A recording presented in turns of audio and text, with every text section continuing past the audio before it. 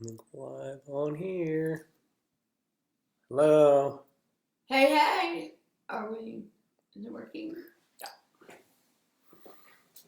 Pretty impressive. You've gotten very proficient at I feel like I'm not that. I feel like I just feel old when I Instagram, Facebook try Live to at the same fumble time. it and it's like an upshot of my double chin. Whatever. Trying to turn on the internet, search the interwebs. Hi everybody. Hey, everybody. You searched the interwebs and you found us again. Thank you. Yay. How's the day going? Hey, That's a Carly. rhetorical question, I guess. How's your day going? My day is going pretty well, even though I definitely do not recommend doing what we did this morning. I've been wanting to see the Today Show since I probably haven't seen it in 10 years at least. And I was wondering, how are they doing it right now? I'm laughing because we talk about the Today Show a lot. Like, not getting on it and then also not getting on it again. But then we really, to be fair, haven't ever really watched it. Right, It just seems like a lot going on. Which, side note, you need to go back. Maybe we can link to it. Actually, we did an Instagram video in front of the Today Show when we were already in New York the week of our book launch at the coffee shop across the street, reading the chapter on failure in our book, and it's pretty hysterical, pretty ironic. Anyway, the reason it was bad this morning is it was very scary, and coronavirus is scary and haunting and horrible, and all these deaths, then it just was really freaky. I think most people, though, say it's probably good to not oversaturate your news watching, so we'll do a little less of that. But also, I think, the idea today is to lean into the truth of what we know, lean into the reality that we do this together, not just as a couple or a family or a human race or community, but as people who God has not turned his back on. And we're grateful for that. And we are going to find peace and joy in the midst of that, even when there's a lot of stuff going on that's scary. But that Today's Show idea reminded me of today's topic, which is that we are going to redefine commitment. And maybe many of us have felt commitment's been broken or felt like that horrible experience of just rejection and unmet expectations. We've all felt that. And sometimes that is embodied particularly in relationships. And yet, in this context of redefining commitment, we're going to talk about it sort of through the lens of our own relationship, but I think it is applicable to anybody in the commitments that you feel like you've been able to make, the sacrifices in your life that you've done for the cause of the other, or maybe the ways in which that hasn't happened, the ways in which you felt left or abandoned. And commitment is a deep well for us all, because I think at the beginning, rather not the end, the beginning of the day, commitment's not just a relational problem; it's a human problem, right? We all, as humans, sort of deep down think there might be a better option for us. So we don't want to commit ourselves, whether it's to God or to a spouse, maybe it's to a city or a new job. We don't want to fully give ourselves to something because of the reality that there might be something better. Something else might come along. It's interesting with our speaking calendar, which is the moment a little clearer. But God willing, we'll all be doing it in the future. Yeah. But, sometimes it is a little hard because you commit to doing something, and honestly, several times, for sure. Just going to say it's something a lot bigger and better has come along, and we've already committed. Right. And that's been a good, in a way, practice to just say, you know what? We're going to commit to the thing we've committed to. Yeah. And we're going to have integrity, and we're going to believe that there is something to learn and a reason that we're committed to this. And that applies to pretty much everything. To that job, to that person, to those plans you made, to the spouse you're sitting across from. Maybe over time and with different sort of catalysts coming, it feels like, wow, really could have got something better than this. And yet knowing that God doesn't make mistakes, that he's connected us to the people and the time and the place and the things that he has for our good and for his glory somehow in this world. And oftentimes we think it's about other things than it is. It's about a work that needs to be done in our lives as we choose to stay and commit and learn from that process. So, doesn't mean it's simple. No, And there's a lot of marital, roommate, family stress right now.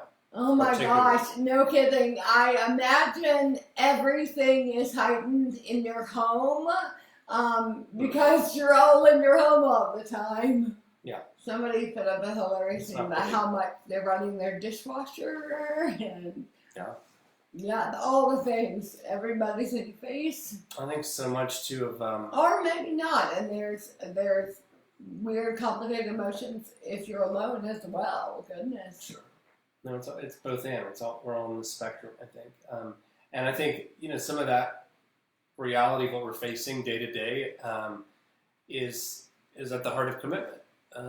That when things get really bad and really rough, that we believe that God is telling us, I'm not leaving. And that we get to tell each other that same thing, that I'm not leaving no matter how hard it gets, no matter how much it doesn't end up looking like what I thought I signed up for. And in that staying, I'm going to find something that's transcendent. I'm going to find something that unravels this self-focus that we all can't help but come back to. And somehow in the navel gazing that we're so all prone to, we miss so much of what's going on in the world and so much opportunity to come alive more fully and abundantly. And so in a way, commitment, as paradoxically as it seems like, you're not able to fully focus on yourself and fulfill all your dreams and do all the things you thought you were made to do, it actually opens up the world in a whole new way, because you're not just so focused on the number one priorities of you and yourself and your life and what you thought it was going to be. You're looking outward, and it's expansive. And again, there's kind of a theme, as you can tell, in this whole idea of Suffer Strong, that what looks like a limitation, which certainly commitment is. You are limiting yourself to a certain thing or plan or idea or person or family. Maybe you're limited again by the fact that you have kids. You can't just go peace out and go quarantine yourself in some tropical location. You're here and you're limited in that way. Yeah. And yet in those limitations, we have seen time and time again that there can be flourishing. Yeah. And that it can open up a whole new way of seeing that, again, it isn't just about self-focus, but it's about looking outward. And that isn't just sort of a physical release, but it's this whole holistic release of yourself into something bigger, into a bigger story that's going on in the world. It's not just about you. Absolutely. So yeah, I feel like all the dishwashing, the laundry piles, the hunkering down, all the things, having to figure out, all these very mundane kind of seeming things, in a way, do mirror this reality of commitment. And honestly, particularly in marital commitment, that there is this sort of challenge. I mean, I said it in this chapter of the book, sometimes it feels like it's a lot easier to lay down your life in a blaze of glory for commitment, but it's harder to go do the day in, day out, showing up and doing the laundry and, just sort of that mundane work. Totally. To that end, we talk about we can do hard things like, get through a stroke, but we can't do the easy things like get our kids to school on time or whatever it is. Yeah. And that should make us feel a little less alone, I hope, all of us, because that is true. I mean, sometimes we're able to really rise to the occasion, but the real work is the daily rising up to this reality, this new occasion. And I think the work of Tim Keller, his book, The Meaning of Marriage, has been so influential. I would recommend that highly. Oh, so good. If you're married or seeking marriage. And just, it's helped inform so much of our response, I think, in this. And again, to be real clear, I mean, commitment is a two-way street.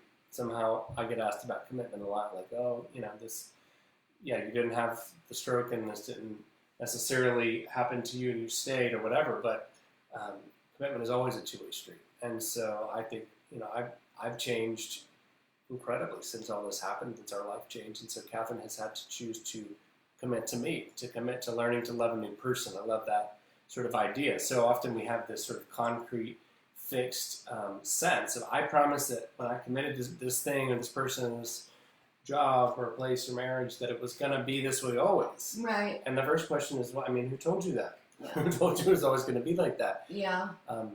Things change. It's just that's just a scientific reality of the universe and the physical world, is that things are changing and they shouldn't just stay the same always. And so I mean, of course, that's going to be the case in two humans coming together, right? Well, back to the Today Show this morning.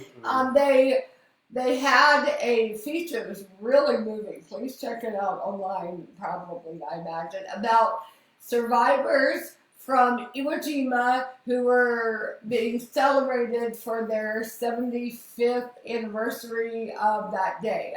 Today's that day, I think, right? Today is actually that day. I think so. I think it's that. And these guys who were like 18 and 19, I mean, maybe some were married, most probably were not yet married, have gone on to live, 75 more years since then.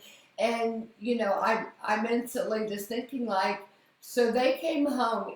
Think of what the PTSD looked like. Think of the issues these people are facing. They likely, many marry, have families, maybe don't even talk about much what their, before life were.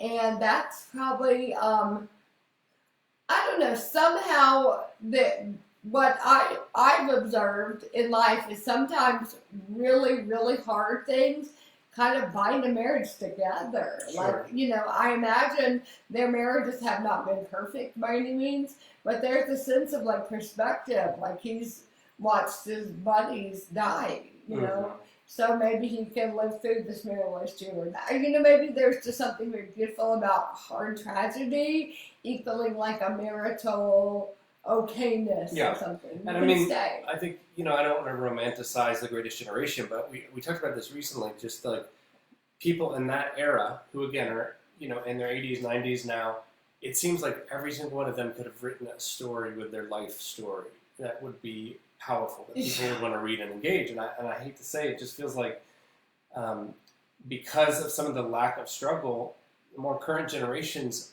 there's not that interesting of a life story. Seriously. And frankly, this sounds a little harsh, but it might be because it's so individualistic. And, there's a lot of focus in that realm. I think, maybe this will be a chance for some new stories to be told. That I think the great stories have conflict at them. They have overcoming resilience, but they have struggle.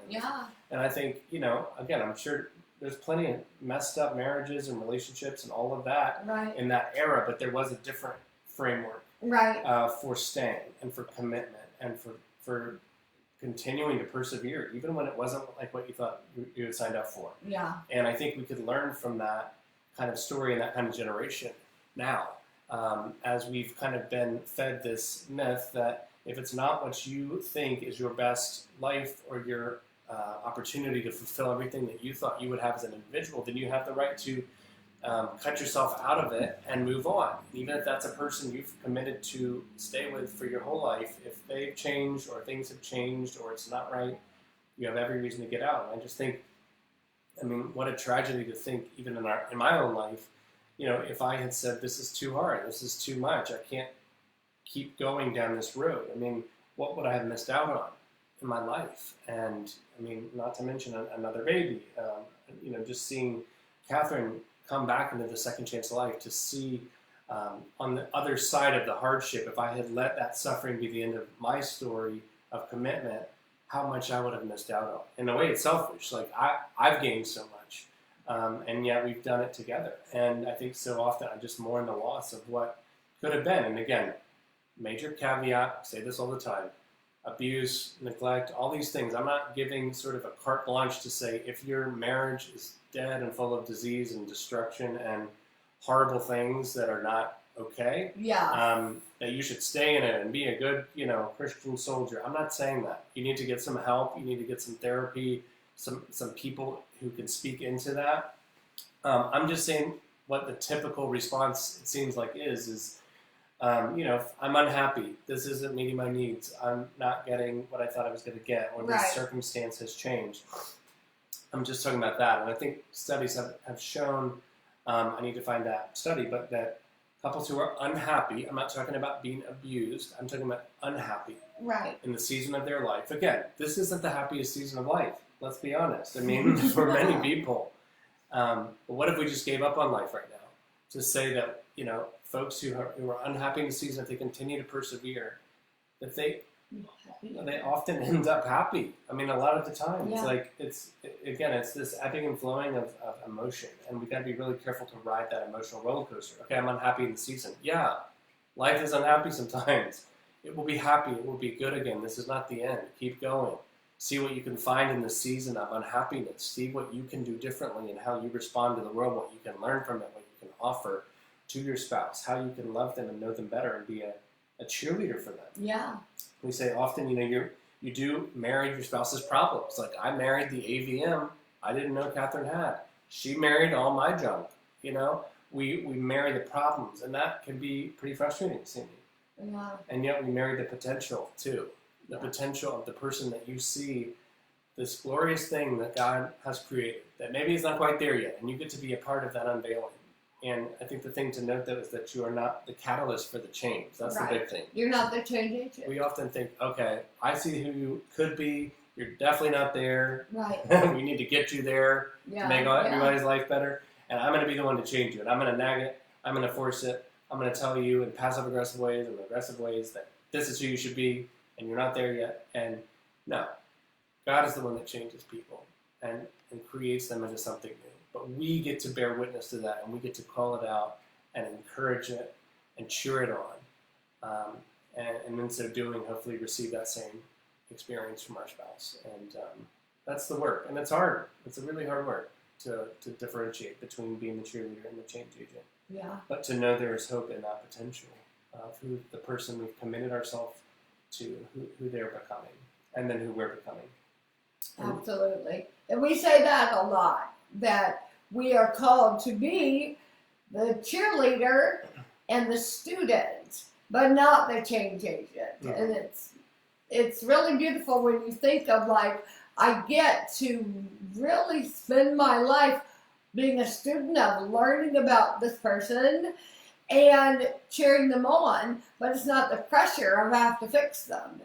And it's very freeing. And ideally to know someone's doing that back, hopefully, Right.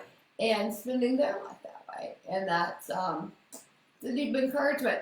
I wanted to share a quote I love. I think it's Goethe. Is that right? Mm-hmm. Who said, well, now I'm going to mess it up. Learn to love what must be done. Is that right? I think stop endlessly. Stop endlessly striving and learn to love what must be done. And I know that might seem kind of random right about now in this context. However, whenever there is a focus on your family and your marriage and your commitments in life, there is such a freedom in learning to love it. It's not just like tolerating it, maybe not even well, but like stop striving to get out of it and embrace it. Mm-hmm. And recognize the Lord's put it in your life for a reason. He's assigned it to your Mm-hmm. story. Why don't you figure out how to start loving it and do that? And, they say that, you help me with this story, that the Nazis originally did not hate Jewish people.